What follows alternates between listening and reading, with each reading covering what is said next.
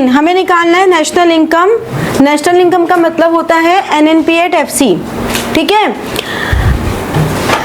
मैंने आप लोगों को उस दिन क्लास में भी कहा था कि जो भी मैं क्वेश्चंस दे रही हूँ उसमें इनकम के साथ दूसरे मेथड्स भी लिखे होंगे, वो मेथड्स को कंसिडर नहीं करना, तुम्हें सिर्फ इनकम मेथड पे ही फोकस करना है। फिर भी बेवकूफ़ हो गए जैसे हम तो करेंगे पागल। चलो इनकम मेथड पे आते हैं। तरीका क्या रहेगा प्रेजेंट करने का? सबसे पहले इनकम मेथड से हमें क्या मिलता है? इनकम मेथड से क्या मिलता है? NDP। तो पहले हमें NDP@FC निकालना है। नो शॉर्टकट्स, क्योंकि स्टेप्स के मार्क्स होते हैं। आप इसमें अगर लगाने लग जाओगे बाकी सारी आइटम्स तो आपको स्टेप्स के मार्क्स नहीं मिलेंगे। तो इसलिए आइटम वाइज सबसे पहला आइटम क्या होता है? Compensation of employees.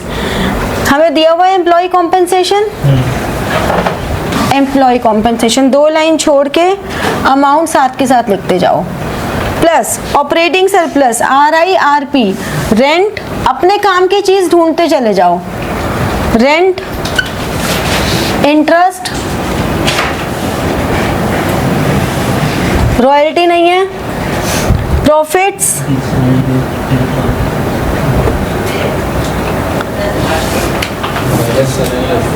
प्रॉफिट्स कितने हैं? 100। और फिर मिक्स्ड इनकम है 10। मिक्स्ड इनकम कितनी है? 10। तो अपने काम की चीज बिल्कुल फोकस्ड रहो कि जो तुम्हारे इंफॉर्मेशन का रिलेवेंट है उसी इंफॉर्मेशन पे हमें ध्यान देना है, बाकी कोई इंफॉर्मेशन से हमारा कोई मतलब नहीं है। अब यहाँ पे इसका टोटल पहले हमने कर दिया 510 प्लस 200 तो ₹710 करोड़। अब हमें चाहिए NNP@FC, NDP@FC प्लस NFIA। 710 क्या plus NFIA, net factor income from abroad. हम क्योंकि प्लस करते हैं तो आप प्लस ही लिखो, वो फिगर माइनस में है तो हम ऐसे करके माइनस लिख देंगे, शॉर्टकट्स मत लगाओ। और यहाँ से हमारा आ गया ₹700 करोड़। मिस्टेक पता लगी कहाँ थी? यस। क्या थी?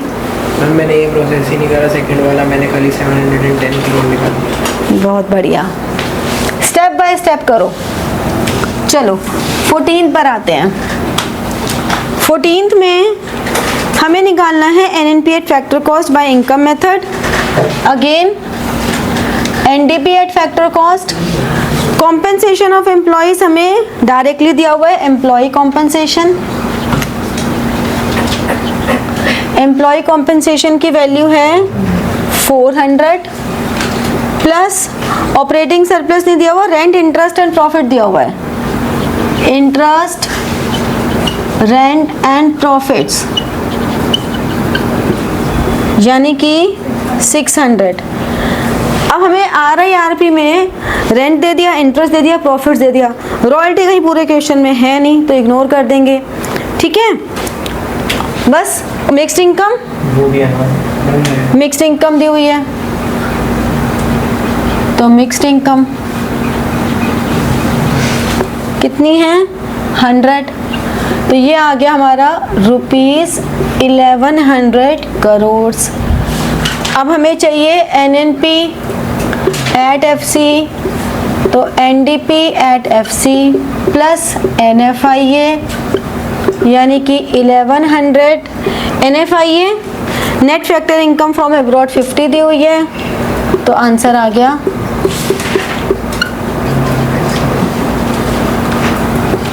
समझ में आया? किसका गलत था? क्या गलती थी? सेम प्रोसेस ही नहीं फॉलो किया। हाँ NFIA जो ऐड करने वाला स्टेप ये अलग से करो। देखो 3 नंबर का अगर होगा तो 3 नंबर कैसे डिवाइड होंगे? 1 मार्क किसका होगा? 1 मार्क किस स्टेप का होगा और 1 मार्क फाइनल आंसर का होगा। अब अगर तुम सारा का सारा ऊपर ही कर दोगे, गलत किया तो तुम्हारा पूरे ही स्टेप गलत हो गए ना।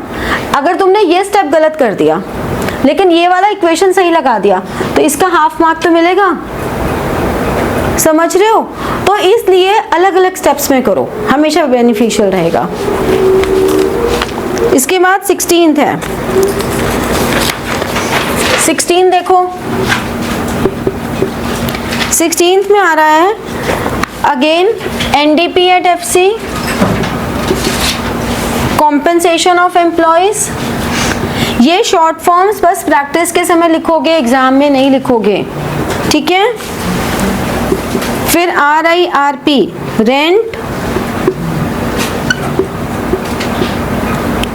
40, इंटरेस्ट कितना है, 40 है, 20 है, 40, प्रॉफिट्स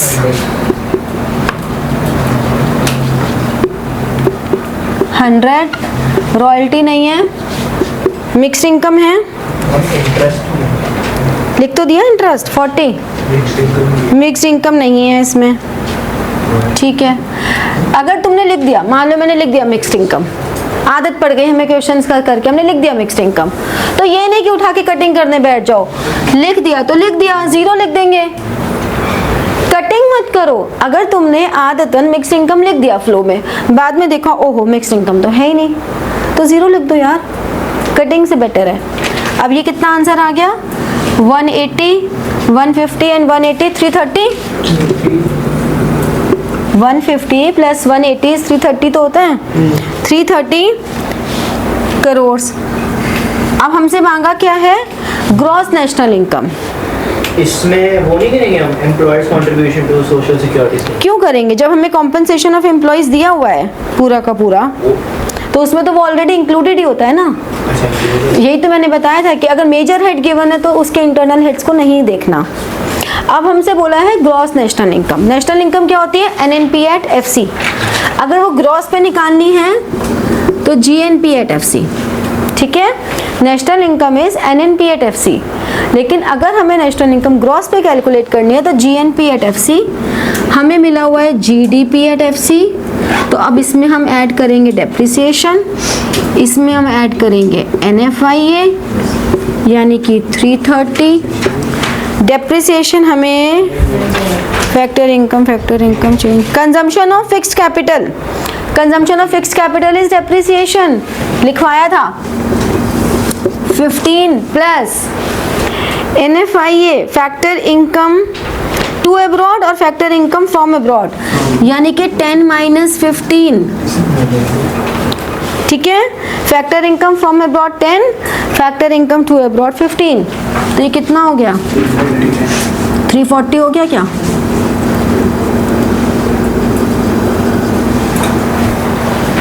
समझ में आया? चलो नोट डाउन कर लो, फिर आगे की करेंगे। 19 देखो, 19 में GDP एट मार्केट प्राइस निकालना है, NNP एट फैक्टर कॉस्ट निकालना है। सबसे पहले तो निकलेगा NDP eight factor cost. Wages and salaries, compensation of employees आता है ना, कॉम्पेंसेशन ऑफ एम्प्लॉयज में wages and salaries 170, employers contribution social security schemes.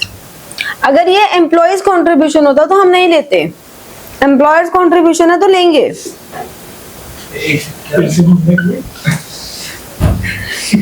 अगर ये एम्प्लॉयज कॉन्ट्रीब्यूशन होता है एम्प्लॉयज तो नहीं लेंगे, एम्प्लॉयर है तो लेंगे।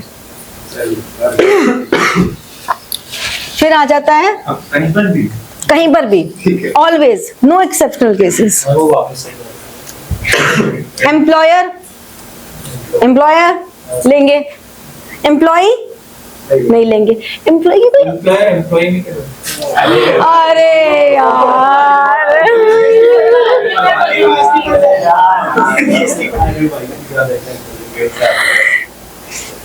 बताइए, बताओ ना। एम्प्लॉयर यानी कि जो बॉस है तो पैसा दे रहा है, एट द एंड एम्प्लॉई इसे सैलरी मिलता है, पैसा दे रहा है। अरे एम्प्लॉयर को मिलता है ना। हाँ एम्प्लॉय को इंटरव्यू मिलता है। जाएगा ना, तेरा इंटरव्यू लेगा वो एम्प्लॉयर को हायर कर भाई जो तुझे नौकरी दे रहा है वो एम्प्लॉयर है, अब एम्प्लॉयर ही तो boss हुआ।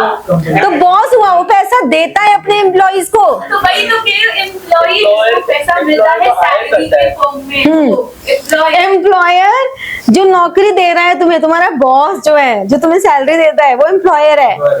एम्प्लॉय जो काम करता है किसी के अंडर में, वो एम्प्लॉय है यार। चलो ठीक है, अब समझ में आ गया। तो एम्प्लॉय, अब तो ये याद रहेगा। अब ये किसी ने गलती की ना तो देख लेना, अब गलती होनी नहीं चाहिए, इतना एम्प्लॉय हो गया आज ये। एम्प्लॉयर का लेंगे, एम्प्लॉय का नहीं लेंगे। Very good. तो अब यहाँ पे क्या आ गया, रेंट। कितना है रेंट, 10 प्लस इंटरेस्ट 20। अब इसमें रॉयल्टी भी आ गई 5। प्रॉफिट्स 25। मिक्स्ड इनकम है नहीं है, तो बस ये आ गया 200 और ये आ गया 20, 35, 40, 60। तो ₹260 करोड़। अब हमें क्या चाहिए, अब देखो, अब हमारी मेन कैलकुलेशन हो गई, बेसिक कैलकुलेशन कर ली। अब हमें क्या चाहिए, ए पार्ट में जीडीपी एट एमपी, यहाँ पर है एनडीपी एट एफसी। तो हम क्या करेंगे, प्लस डेप्रिसिएशन और प्लस एनआईटी।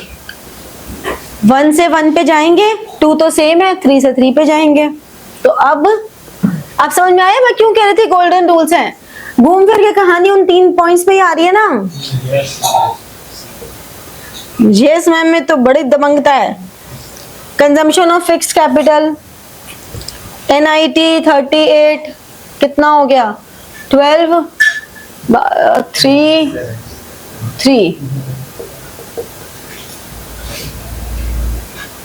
ठीक है, सेकेंड वाला पार्ट में हो जाएगा।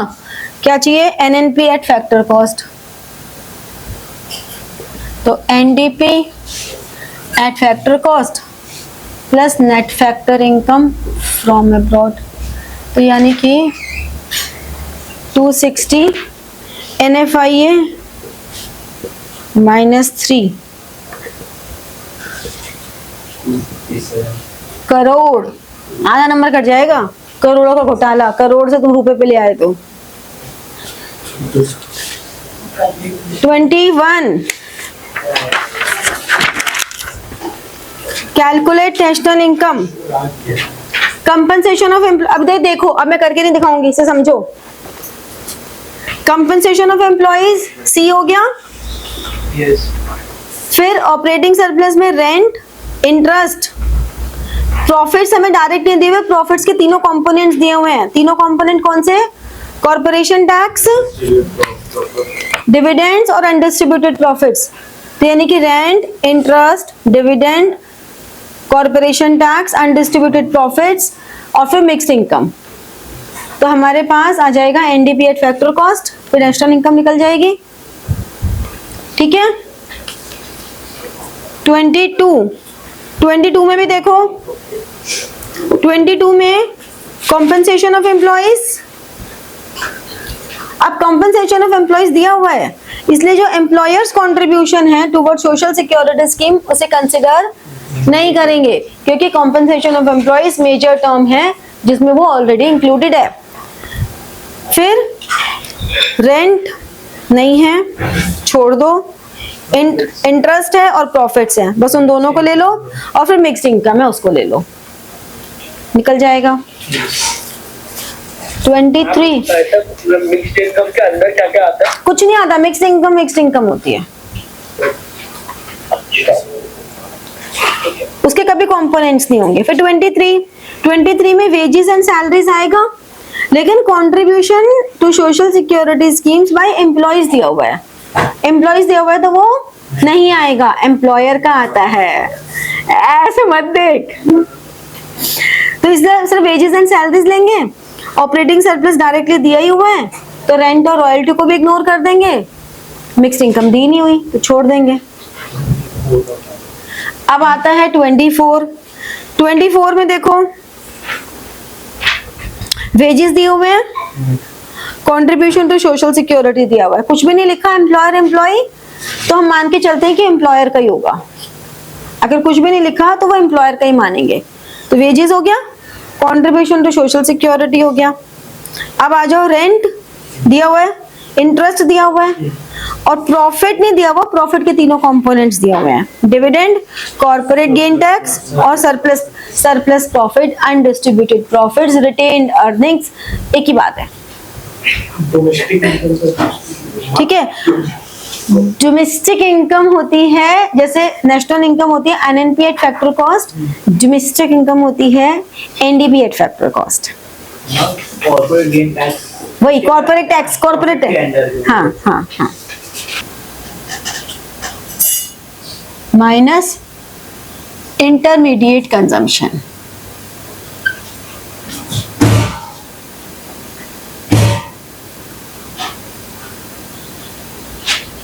ठीक है, value of output minus intermediate consumption. इससे हमारा आंसर जो आता है वो आता है जीडीपी एट एमपी। ऐसा क्यों होता है? क्योंकि हम ये देखते हैं कि जो भी हमारा आउटपुट हुआ है उसका मार्केट प्राइस क्या है। ठीक है, अब वैल्यू ऑफ आउटपुट क्या मतलब क्या हुआ कि जो भी हमारी सेल्स है प्लस चेंज इन स्टॉक, और चेंज इन स्टॉक का मतलब क्या हुआ? Closing stock minus opening stock. ठीक है, ये एक बहुत छोटा सा फॉर्मूला है इसका, और कुछ नहीं है, बट इसमें बहुत सारी चीजें ध्यान रखनी है। जैसे कि पहली बात ये कि वैल्यू एडिड मेथड का सबसे बड़ा एडवांटेज क्या है? Why we are opting value added method? To avoid double counting, यानी कि डबल काउंटिंग नहीं आए। कैसे नहीं आए? मान लो कोई एक फार्मर है, उसने कुछ अपना आउटपुट बनाया और उसने ए ने सोल्ड किया बी को ₹1000, तो बी के लिए परचेज हो गई। अगर हम ए बी करें तो ए के लिए सेल्स हो गई 1000, जो बी के लिए परचेज हो गई 1000। ठीक है, फिर बी ने आगे फर्दर सी को सोल्ड किया। ये जो 1000 की चीज थी, बी ने इसको 1200 में सोल्ड किया सी को। ठीक है, फिर सी ने आगे इसको 1500 में सोल्ड किया। अब इसने आगे हाउस होल्ड्स को किया जो फाइनल कंजम्पशन करेंगे, ये फाइनल कंजम्पशन करेंगे। तो हो क्या रहा है, हम 1000 की सेल इसकी, 1200 की सेल इसकी, 1500 की सेल इसकी, देखा जाए तो 3700 की सेल हुई है। बट ये कोई सही थोड़ा है, 3700 की सेल एज्यूम करना इज नॉट करेक्ट। क्यों? क्योंकि 3700 की नहीं हुई, एक्चुअली में हुआ क्या है, इसने सिर्फ 200 वैल्यू एडिशन किया, जो वैल्यू एडिशन है इसने 300 का वैल्यू एडिशन किया, तो टोटल वैल्यू एडिड 1500 हुआ है। तो value added method double counting की प्रॉब्लम को खत्म करता है। ठीक है, ये पहली बात। दूसरी बात, हम जो यहाँ पर इंटरमीडिएट कंजम्पशन ले रहे हैं, intermediate consumption means one time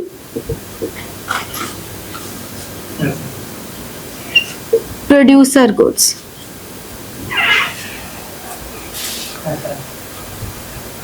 ठीक है, intermediate consumption means one time producer goods. One time producer goods मतलब रॉ मटेरियल जिनको हम एक ही बार यूज करते हैं। तो प्रोड्यूसर गुड्स क्या होते हैं? प्रोड्यूसर गुड्स वो होते हैं जो प्रोडक्शन प्रोसेस में हेल्प करते हैं। ठीक है, तो ये जो प्रोड्यूसर गुड्स हैं which helps in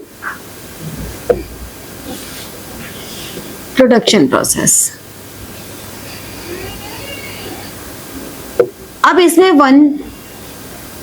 one time भी हो सकते हैं या ड्यूरेबल या कैपिटल गुड्स भी हो सकते हैं, जैसे कि मशीनरी। ठीक है, तो इंटरमीडिएट कंजम्पशन नॉट इंक्लूडेड। ये ड्यूरेबल या कैपिटल गुड्स इंटरमीडिएट कंजम्पशन में नहीं आते। ठीक है, इंटरमीडिएट कंजम्पशन में सिर्फ प्रोड्यूसर गुड्स आते हैं जो वन टाइम यूज हो रहे हैं, रॉ मटेरियल। पहले समझे ये बात, कोई भी ड्यूरेबल गुड्स या capital goods not included. Include क्या होंगे? सिर्फ ये वाले। एक तो ये इंपॉर्टेंट पॉइंट है।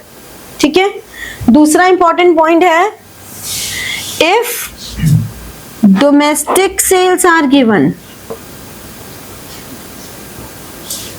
तो हम क्या करेंगे? Then net exports should be added. अगर ऐसा कुछ है कि क्वेश्चन में सिर्फ डोमेस्टिक सेल्स गिवन है तो हमें एक्सपोर्ट्स भी ऐड करने पड़ेंगे। ठीक है, net exports should be added. अब बात यह है कि नेट एक्सपोर्ट्स और NFIA, इन दोनों में क्या डिफरेंस है? नेट एक्सपोर्ट्स और NFIA, इन दोनों में क्या डिफरेंस है? नेट एक्सपोर्ट्स होता है X minus M, exports minus imports.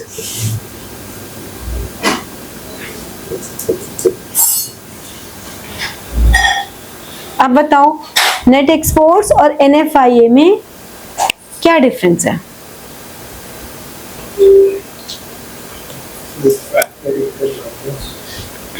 उसका इक्वेशन वो तो इसके भी है, ऐसे तुम इज्जत दो पूरी।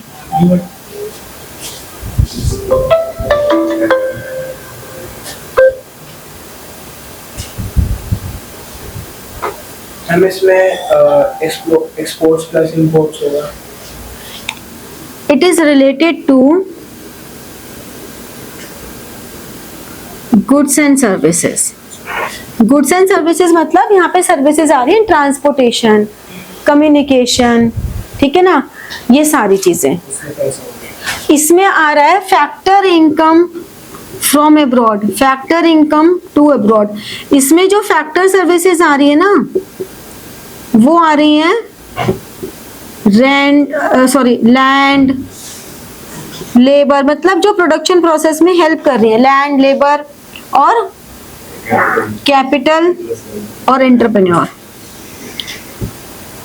तो यहाँ जो सर्विसेज है वो फैक्टर सर्विसेज हैं, जबकि यहाँ जो सर्विसेज है वो बैंकिंग हो गया, इंश्योरेंस हो गया, वेयर हाउसिंग हो गया, ये सब आ रहा है।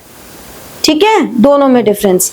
तो इसलिए ये मत सोचना कि हमने नेट एक्सपोर्ट्स दे लिया तो NFIA नहीं कुछ ऐड होगा, जहां जरूरत है वहां NFIA अपना करेगा। तो यहाँ पर अगर डोमेस्टिक सेल्स गिवन है तो हम नेट एक्सपोर्ट्स भी ऐड करेंगे। डोमेस्टिक सेल्स का मतलब हमने अभी उसमें एक्सपोर्ट्स नहीं कंसिडर किए। ठीक है, दूसरी बात, अगर value of output primary sector, secondary sector और टर्शरी सेक्टर, इन तीनों का अलग अलग दिया हुआ है, तो इन तीनों को अलग अलग ही ऐड कर लेंगे। मतलब ऐसे लिखा है कि value of output of primary sector, value of output of secondary sector, value of output of tertiary sector, तो तीनों को ऐड कर लिया। फिर intermediate consumption of primary sector, intermediate consumption of secondary sector, intermediate consumption of tertiary sector, उसको add कर लिया। तो ऐसे नहीं है कि ओह ये क्या आ गया, हमें इससे कोई फर्क नहीं पड़ता। वैल्यू ऑफ आउटपुट गिवन है ना, यहाँ पे एक साथ हम ले सकते हैं या अलग अलग भी ले सकते हैं। तो इसमें तीन वैरायटी के क्वेश्चंस आते हैं। एक, हमें डायरेक्टली वैल्यू ऑफ आउटपुट, ये सब कंपोनेंट्स दिए हुए हैं। दूसरा, हमें प्राइमरी सेकेंडरी टर्शियरी के फॉर्म में दिया हुआ है। तीसरा फर्म वाइज, मतलब एक इकोनॉमी में 2 फॉर्म्स हैं, 3 फॉर्म्स हैं, 4 फॉर्म्स हैं, हर एक फर्म का हमें अलग अलग sales, purchase, change in stock दिया हुआ है हर फर्म का।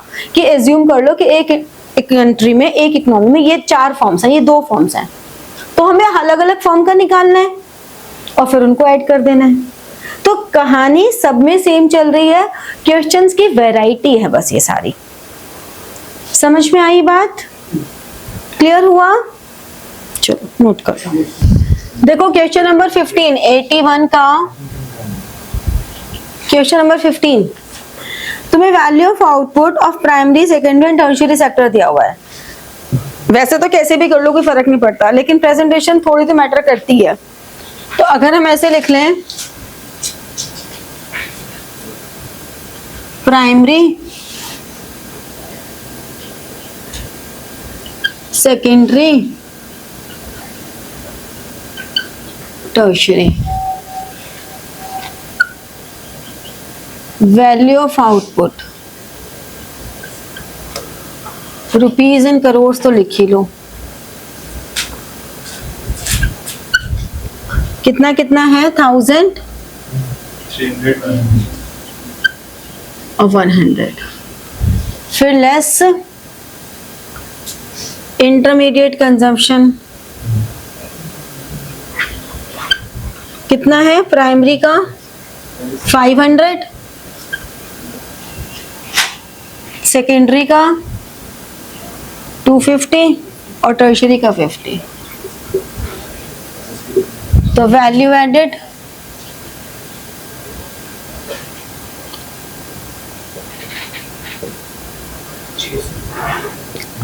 $500 plus 50 plus 50 600.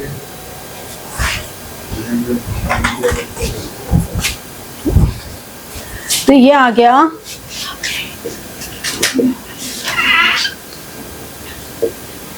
GDP at MP।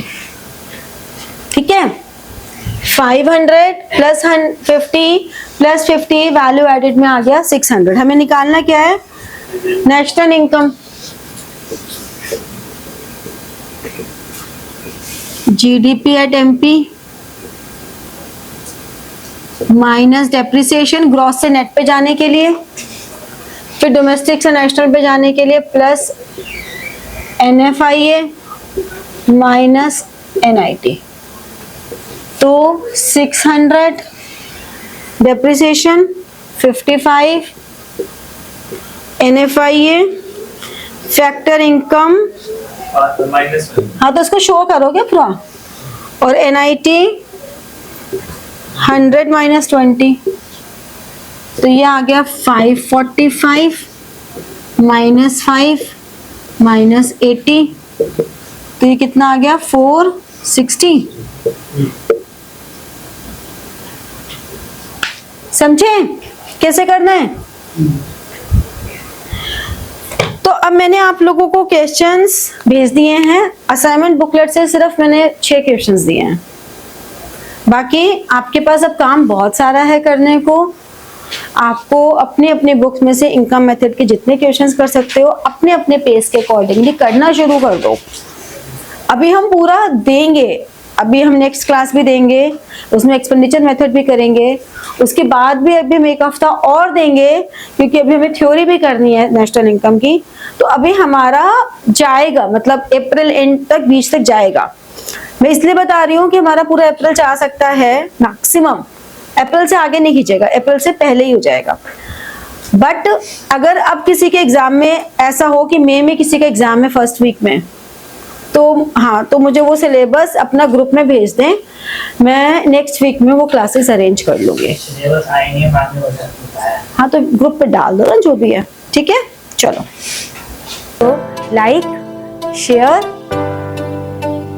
and press the bell button for getting your notifications and comment. ठीक है, thank you.